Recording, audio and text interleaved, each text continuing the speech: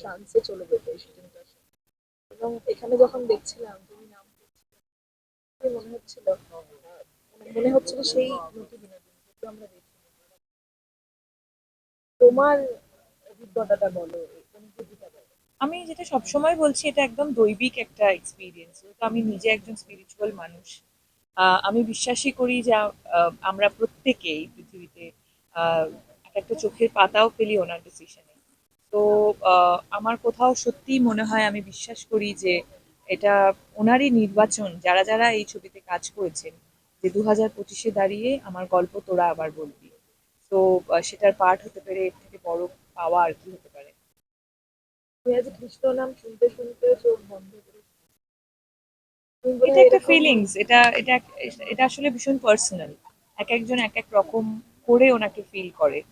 So এটা ভীষণ natural, ভীষণ অর্গানিক। তো মানে ধরো তুমি যেভাবে ভগবানের সাথে কনভারসেশন করো, আমার কনভারসেশন একদম আলাদা হবে। তো এটা ভীষণ পার্সোনাল, আমার অনুভূতিটা এরকমই।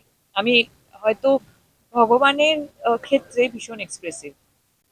অনেক ছবি করেছো কিন্তু এই ছবিটা বোধহয় শুধু কাজ নয় তোমার, তার বাইরেও অনেক কিছু।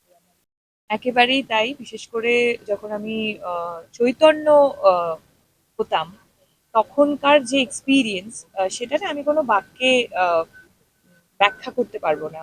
সেই সময় যে আমি কি ফিল করেছিলাম, সেই সময় যে আমি কোথায় চলে গেছিলাম, আহ, আমি সত্যি বলতে পারবো না। মানে ভগবানের ইচ্ছে না থাকলে হয়তো সেটা আহ, হতো না। এবং যখন আমি আমাকে ছেড়ে দিতে হচ্ছিল ওনাকে আমার শরীর থেকে, আহ, তখন আমি আমি খুব কষ্ট পেয়েছি। তোমাদের কেমন লাগলো ট্রেলার? বলো, ছবিটাকে পুরোটাকে দর্শকেরা দেখতে যাবে, তোমার কাছে বিশেষ মুহূর্ত ওই ছবিটার যাবে।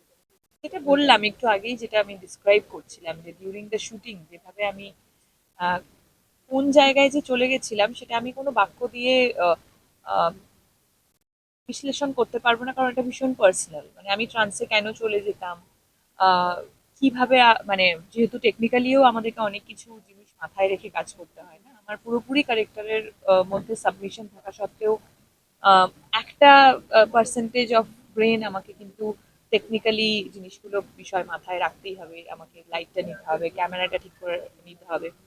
তা সত্ত্বেও কিন্তু অদ্ভুত একটা স্পিরিচুয়াল জার্নি এই ছবিটার মধ্যে দিয়ে আমার। Thank you.